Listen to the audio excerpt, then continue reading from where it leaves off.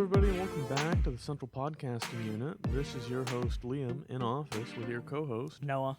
Oh, great job, Noah. Yeah, I know. And today, well, I think really we wanted to say thank you. Thank you to everybody for supporting us in our last episode. Obviously, we're talking about our 1 year. We're hoping for a exciting year to come with everything that's going on. Who knows what'll happen, but here's hoping. Yeah. Thank you to everybody that's been buying the merch. Make sure if you haven't, or if you're still planning on to, but you haven't yet, make sure you go check it out at www.basiliusts.com/merch to go buy some of our merch. Yep. Really excited about that. And with all of that being Real said, quick, I don't know if you know this, but last week, this week, I guess, I was approached by somebody, one of my friends who would listen to the podcast, just kind of out of the blue, and was looking for some podcasting advice. So, hey, if you're listening right now, you know who you are. So thank you for reaching out. Reach out if you need anything else. Well, thank you to everybody who's been listening to the podcast. Oh, yeah, definitely. Obviously, we can see the analytics, and what we can see is that the audience has been on the up and up lately, and so we're really excited to see the podcast starting to develop much more fully. Yep, viewers who have been with us, or listeners, I should say, who have been with us from since the beginning, thank you. To our new listeners, got to get used to saying that. To our new listeners, welcome. Hope you enjoy. Yeah, so without further ado, let's get right into it. Yeah. And Noah, what are we talking about today? We're talking about scams and scammers. Why are we talking about scams and scammers? Because in the course of the past 2 weeks, we've gotten 2 different scam calls. We've gotten actually a lot of different scams. Yep. A lot of them through email. Through email, yep.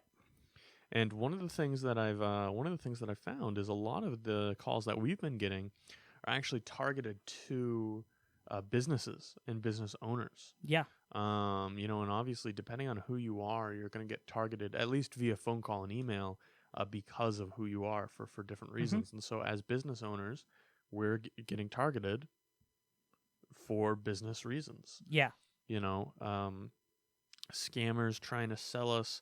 Funnily enough, you know what a lot of these scams are for on the business side of things? Are for SEO services, which if you're not aware, SEO, search engine optimization, is the act of building your website in a way and in a manner that is easier for Google to read and see, and therefore Google and other search engines will place your website higher in the search results. It makes you seem more relevant to. Right. Yeah, and so for example, when people look us up, Basilius is a very old, a very ancient word, and it has a long meaning.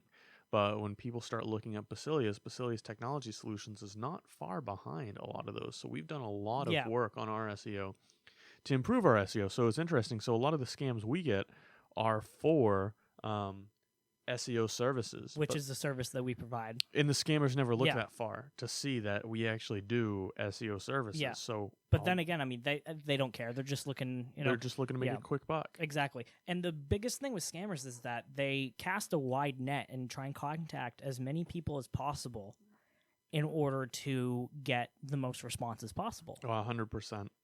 100%. So we'd actually been approached by a phone call and by a email. Emails are tricky. They are. You have to be vigilant, if you will, in terms of emails. But at the end of the day, what the gist of it is don't open an email or don't trust an email if it's something you weren't expecting. Yeah.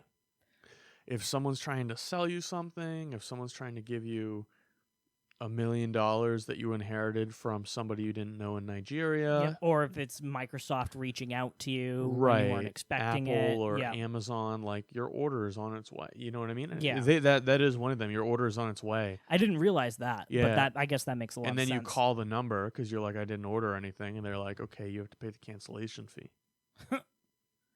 That's funny. Yeah. Yep. So... yeah, I mean, it's just, there's just tons of them. So if you're not expecting an email like this, don't open it. And I mean, Google I mean, I can't speak for. Well, I guess I can kind of speak for some of these. So, Google Gmail is really good at weeding out a lot of these scams. Sure. Better so than many other um, email providers, which is one of the reasons why Gmail is so prominent. Yeah. Is you don't get as much spam mail. So that's really good in that regard. But even if it slips past the cracks, because some of them are very clever, it's just being vigilant. That's really the name of the game. Is you have to be vigilant. Yeah. No, vigilance is so important when it comes to this. Like, don't go downloading anything that's sent from an unknown source in your email, Right. because that's a bad idea. Don't download anything from an unknown from an untrusted or unknown source. If your computer 100%. flags something, it's for a reason. Yeah. Like, if you download some sort of malware or something, there's a very good chance, or if you download an untrusted program, there's from like a random email you get, there's a pretty good chance that you're going to get your data encrypted. Yeah, I would. So at the end of the day, many of these people, what they want is they want you to call them. And we're moving in, so scams take in so many categories. Absolutely. I mean, there's scams that are only email based. And I was talking to Derek, who unfortunately just left, just had his last day here at Basilius. Yeah. External factors. It was just a temp internship. Yep. Sorry to see you go. We miss you. We love you, Derek. Yeah. We know you're listening. But I was having a conversation with Derek on a Wednesday. We had to drive an hour, go pick up some parts. Why wouldn't you stop and get some Chipotle on the way back? I mean, there's only 2 Chipotles in Maine. You have to. You know what I mean? Yeah. So we get our Chipotle, and I'm talking with Derek about scammers because I've been watching scam baiting videos lately. And there's this one scammer that actually used Facebook Messenger. Really? And people answer. I mean, Facebook says only answer messages from people you know. People just do it anyway. I guess that makes sense. I mean, they just do it I could anyway. see that. Bro, and the guy was just from Liberia, and he was trying to have a camera shipped to him or something like that. And it was Oh my goodness. it was actually turned out to be a good story. Mm-hmm. There was a middleman. The middleman was only malicious. So then the person who was getting scammed cut out the middleman, worked with the guy from Liberia. The guy from Liberia took a bunch of photos, sent them back to the U.S. They built a photo book of life in Liberia, made a bunch of money off it, shipped the money to Liberia to help the guy and his family out. Oh, that's awesome. Yeah, so it turned out to be a good story. But 9 times out of 10, it won't turn out to be a 9 good times out story. of 10, there is no good person on the other side. It's just the scammer and the scammer contacting you directly. But you're going to see that more often in like emails. Absolutely, is because you can have one person in an unlimited amount of email accounts. So it's really important to be vigilant, but also one thing that kind of really helps you identify, is this a scam email, is what, Noah? You tell me. Oh, great. How it's written. Yeah. It's intentionally written very poorly. And I Yep. know you know this. I didn't know you knew this yesterday, but I know you know it now. Why are they intentionally written poorly? The scammers write these emails poorly with like poor grammar and stuff like that to make you think that you are smarter than them. If you write them back and you're not doing it ironically, you're not. I'm sorry, that was cruel, but that was very cruel. But yeah, they do it to make you think that you're smarter than them and that you're taking advantage of them. Yep. But in reality, it's always going to be the other way around. Yep, it's social engineering is what it is. It really is. And so what these email scams try to get you to do is they offer you an incredible amount of money, but in order to get that money, you have to pay a fee of Like several $100s. like a processing fee or something Exactly. like that. They'll disguise, they'll disguise it. You pay them like $50, $100, and you get 10,000. Something like that, and that's where they get you. And the problem is that if you pay the money, right, then they will there will be a problem, and you have to pay more money, Yep. and it just keeps going down that loop until you stop paying money, and then, oh, how dare you stop responding to us, or how dare you stop interacting with us? We are going to destroy all your money right now, and they just they take you down. And then a lot of these people will contact the FBI, and the FBI is like, well, sorry. I mean, because there's nothing they can do in reality. If you get to the point where you take the money from the scammers, depending on the type of scam, they might send you money. Like here's another example. Somebody called somebody. I know somebody who works in a banking environment, and they told me about a client that had come in. And somebody had called them offering them to be a secret shopper at a big box retailer. Mm-hmm. And they sent them what type of check is it again? A cashier's check. A cashier's check, with several $1,000s in it. And so here's the thing with a cashier's check: is a legitimate cashier's check is paid for in cash. Yep. Which means that you can cash it. You don't have to wait for it to clear, because it's theoretically been secured and paid by cash. In reality, it's a fake check, so it will bounce. But the objective is to have you spend all the money that you just withdrew before the check bounces. Yeah. And once the check bounces, the money gets pulled from your account because you spent it and you couldn't pay for it. And by that time, the money's been converted into gift cards, sent back to the scammer, and they've taken all the money. So they've basically taken fake money and made real money out of it.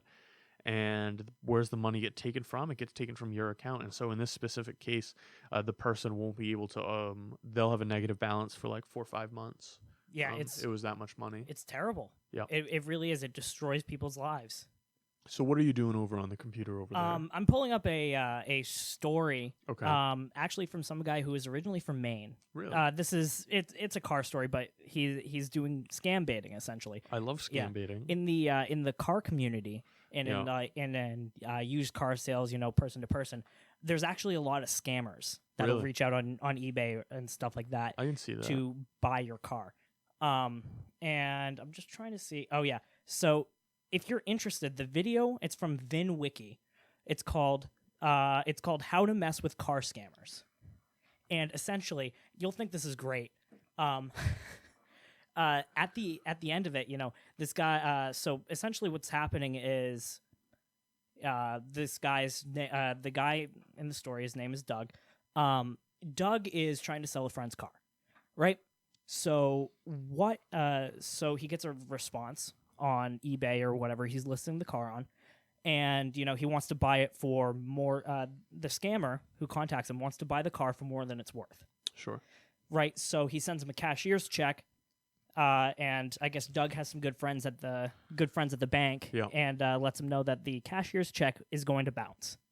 So I mean, they know that this is a scam at this point. So Doug finds out the address of this middleman that they're supposed to send the car, and there was some money involved, but essentially they get this big fake check written up, and they hand deliver it there.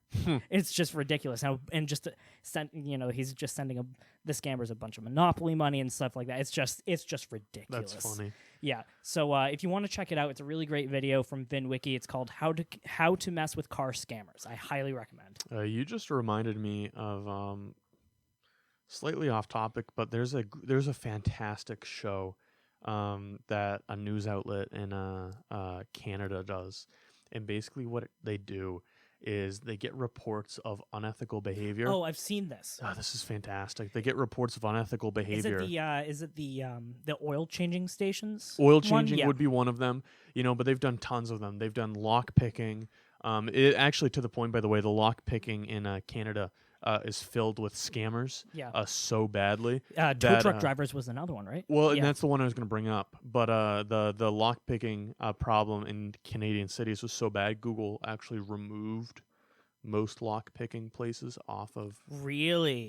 yeah. I mean, because 9 times out of 10 they were part of like big scam corporations, and they were Wow. fake. They were fake listings. Wow, that's crazy. Yeah, no. So it was really bad. But anyway, a big one, and this is a big one that Canadians are dealing with, is if you get in a car accident, right? Tow truck drivers have radios, cop radios. Yep. They can identify where there's been a car accident. And many times, tow truck drivers will get to the scene of the accident before the police or the authorities. That's wild. And what they do is they sit there and they wait, and you'll have 6 or 7 tow trucks, and they're all fighting to try to tow your vehicle. Because what happens is that these tow truck drivers have deals with mechanics, and the mechanics will charge you an exorbitant amount of money. But what can you do? Because you can't get the vehicle over to another shop. It's not safe to drive. Yeah. And the longer you hold it there and try to fight it, they'll charge you more money because your car is staying there. And you have to end up paying like thousands and thousands of dollars For something that's and then the not tow even a truck big deal. drivers get a kickback. Yeah, that's just disgusting. And so there's been there's Yeah. been work on preventing stuff like that. But scams, scams are digital. Yep. But obviously some scams can get more physical. Yep.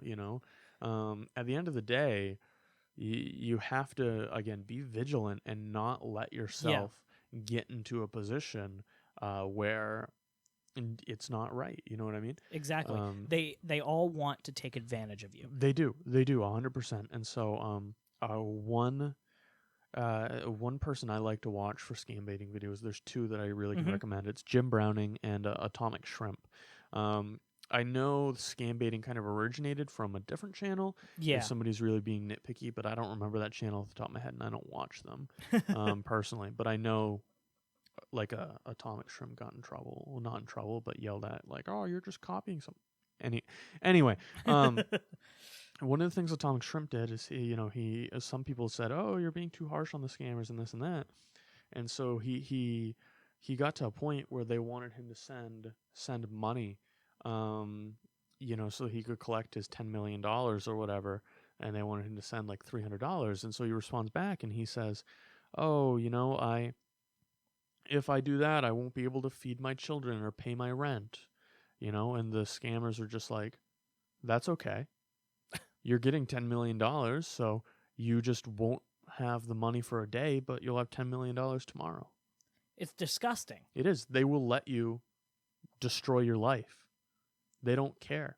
It's not. There's no ethics. There is absolutely no ethics. It's really disgusting. Yeah, they just try and take advantage of you, and it's just so disgusting. It really is. And a lot of the times, unfortunately, this is avoidable. It is. It's just at the end of the day, again, it's remaining vigilant, trying to keep that cool, trying to keep that calm head. Nobody's going to call you and tell you can make a bunch of money. And some of the most common ones is like that people probably get is like your car's extended warranty, or your hello, we are calling from a credit card, Visa, MasterCard, like just crap like that. And it's like or like a like you owe the IRS such and such money, like that's a pretty common form. Another one that I get every once in a while is, "You are wanted in Texas in connection to a crime, thus or else your social security number will be canceled. The Department of Homeland Security has a warrant out for your arrest. Call now." What? It's like People fall for it. because they use these big like fear-mongering terms, to try and get you scared. So it's just It's bad. it's bad. It's bad. I don't get it. It's bad. It's all bad. None of these places are gonna. Odds are none of these places are gonna call you, and if they do call you, I know for the IRS, if you owe money to the IRS, I personally can attest to they will mail you telling you you owe money to the IRS. Yeah. There was some paperwork And, that they misfiled with and our if there's a taxes. warrant out for your arrest, They hand deliver it, don't they? yeah, they'll show up. If they have a warrant for your arrest, if they have your phone number, they're gonna show up to your door. Yep. That that doesn't make that makes no sense. Yep. They're not gonna call you because that just gives you a chance to skip town. Right. Yep. No, 100%. I genuinely wonder though if a scam call like that has gone to somebody that does have a warrant for their arrest, and they just take off. That would be hilarious. That would be hilarious. But even when you get these phone calls, it might be you. Even if you identify that they're a scam, you might be tempted to, just waste the scammer's time. Don't. Be very careful when you do, because they could be recording. Yep. And depending on how far along in the call you've gotten, they may be able to do something with malicious intent and make it sound like that you wanted it done. And so you could have a very hard, lengthy battle ahead, So just the best practice is just hang up. Yeah, just hang up. Don't bait them. Don't get involved with them. Just leave them alone. And again, there's some people that do bait these people. Like I had said, Atomic Shrimp does. He only does it over email, where there's no risk to him. Yeah. And then Jim Browning is an absolute monster when he does it, because he takes he lets the scammers into his computer. But what they don't know is when they enter his computer, he reverses the connection and he enters their computer. Yeah. And a lot of the times they do it through a VM, right? Yeah, he does it through a virtual machine. Yeah. But Jim Browning works closely with government authorities, media outlets. Yeah. Like he's a professional in the truest sense of the word of scam baiting. Yeah. And he's developed ways to do it safely and to do it securely. But it's not something that you should really attempt to do, because there is a lot of risk involved with that.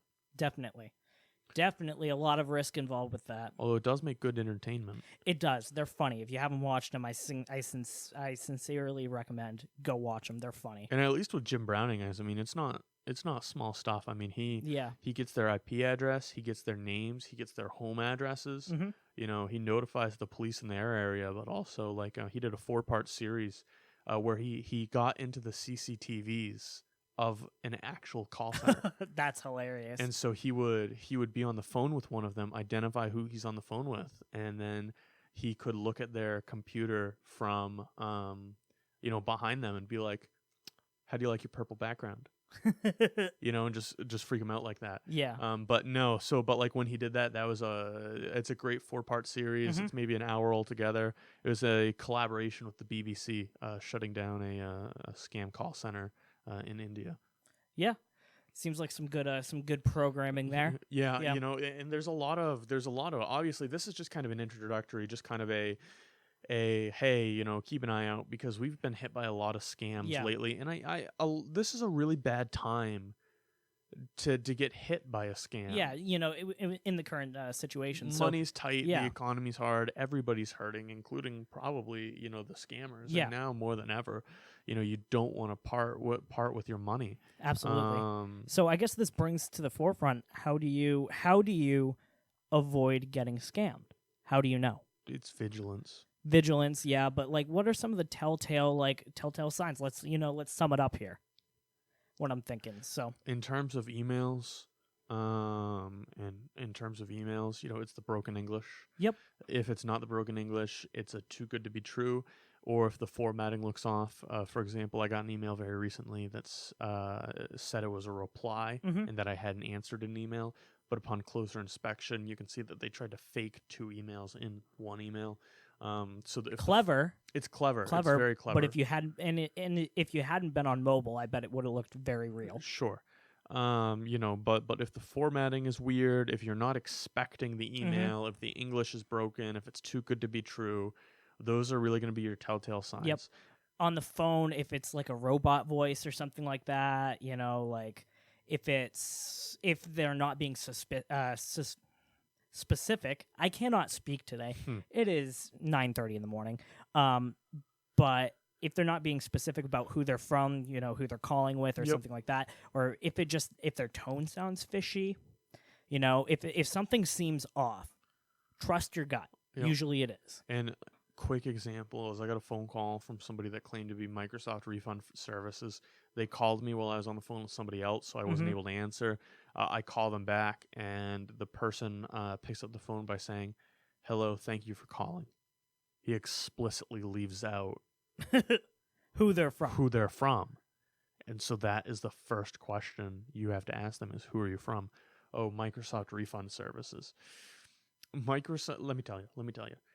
If a big company calls you and says, we're looking to refund you, They're not. they're not. They're going to want to keep the money. Are you kidding? Yeah. Especially in care. this economy. I mean, come on now. Yeah. So over the phone, you know, if it's a call you weren't expecting, if it's a robo voice, if it's something that just doesn't sound right, I mean, just hang up. Hang up. Yeah, I mean, what's the worst thing that's going to happen, right? Because if any of these companies have to call you, they will also be able to email you. Yep. But more often than not, they'll also be able to mail you. You know, if it's really serious. If it's you genuinely have a problem with the IRS, you'll get a notice in writing from the IRS, right? Mm-hmm. You know, they won't call you about it. It's a waste of their time. They just won't bother. Yeah, you know? exactly. So in all reality, you know, it's remaining vigilant. It really is, and just observant. And if something's too good to be true, it's too good to be true. You know, and that's actually to tie back to a couple episodes ago where we talked about buying computers off the Facebook Marketplace. It's the same philosophy. If it's too good to be true, it's too good to be true. And I can't remember. So this is the second take of this episode, and I can't remember. I think it was a story you had told yesterday about people will steal phones from Walmart. Yeah. And they'll sell them as they'll sell them dirt cheap on the Facebook Marketplace. Yeah. And when you go to activate them at Walmart, they tell you, sorry, you are SOL. Yeah. This phone's been stolen. They specifically steal like track phones and stuff like that. You know, like, and they'll rip the box open and just stash it under the aisles or something like that. You know, and just walk out with it, and then try and resell it on Facebook Marketplace. Yep. Yeah, just to make a quick buck. So if it's too good to be true, it is. You have to be vigilant, and you have to think about it. You know, that was one of the big things. That was one of the big life lessons I think, you know, you can learn is absolutely just stop and think. Yeah. And when it comes to getting scammed, if you're in the process or you're being approached by a scammer, the very first thing you do should just stop and think. And if you stop and think long enough, you'll more than likely come to the conclusion this isn't right. Mm-hmm. And you hang up. You cut off contact. And if you're really feeling good about it, you can report the number or the email to the authorities of who they're attempting to represent. Yeah.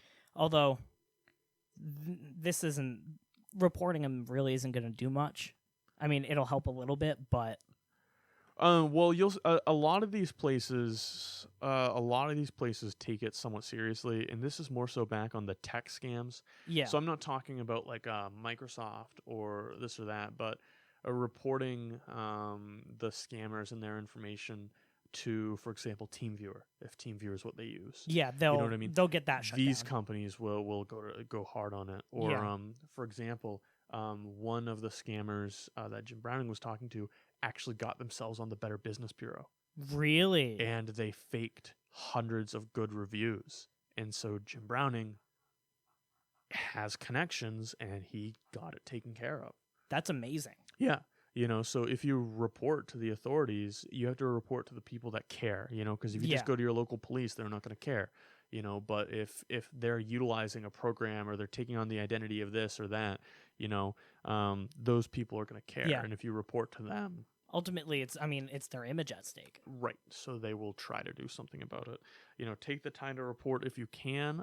It's obviously appreciated so that we can, you know, people can do what they can to shut down these cells. But at the end of the day, you know, remain vigilant and stay safe. And thank you for listening to the Central Podcasting Unit. That's going to do it for us today. Hope you found the episode somewhat informative. It's a bit of an introduction to scams. You know, Yep. if you want to learn more, definitely I would recommend checking out YouTube for kind of some of the warning signs. There's a lot of people that have dedicated a lot of time to figuring out, you know, how to keep you safe from this, and I would highly recommend that you heed some of that advice. Yeah, definitely. And yeah, that's going to do it for us today. Thank you for listening, and we'll see you next time. Have a good one, folks.